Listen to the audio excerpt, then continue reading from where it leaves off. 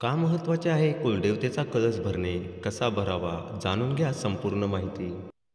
आपल्या प्रत्येकाच्या घरात कुलदेवतेचा एकतरी कळस असायलाच पाहिजे. आपल्या प्रत्येकाच्या घराण्याची कुळाची कुलदेवी आणि कुलदेव असतात. त्यांचे फोटो, तस्वीर किंवा मूर्ती आपल्या देवघरात असायलाच पाहिजे. फोटो, मूर्ती नसेल तर कुलदेवतेचा टाक किंवा कळस आपल्या घरात असायलाच पाहिजे. तरच आपले कुलदैवत आपल्यावर प्रसन्न होतात.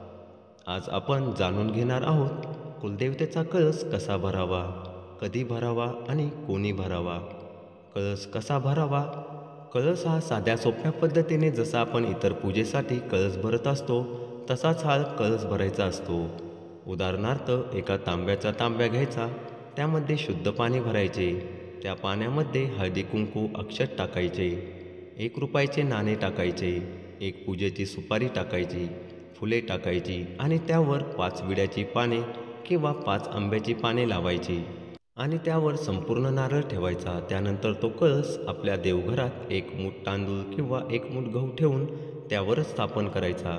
अशा रीतीने तुम्ही हा कळस भरू शकता. आता हा कळस केव्हा भरायचा? जर तुम्हाला तुमच्या कुलदेवतेचा वार माहीत असेल, मंगळवार किंवा शुक्रवार, गुरुवार जोही तुमच्या कुलदेवतेचा वार असेल, या वारी तुम्ही हा कळस भरू शकतात. जर कुलदेवतेचा वार माहीत नसेल तर मंगळवारी कळस भरावा. मंगळवारच्या दिवशी जर कळस तुम्ही भरला असेल तर दर मंगळवारी त्या कळसाचे पाणी आणि तिथे लावलेल्या आंब्याची किंवा विड्याची पाने बदलायची आहेत. दर मंगळवारी म्हणजेच दर आठवड्याला कळसाचे पाणी बदलायचे आहे. जुने पाणी तुम्ही तुळशीला किंवा घराच्या बाहेर कोणत्याही कोपऱ्यात टाकू शकतात आणि विड्याची आणि आंब्याची पाने नवीन आणून तुम्हाला बदलायची आहेत आणि जुनी पानं पाण्यात विसर्जित करावीत. अशा रीतीने तो कळस भरायचा आहे. आता प्रश्न येतो की कोणी भरावा? तर हा कळस महिला, पुरुष कोणीही भरू शकतात.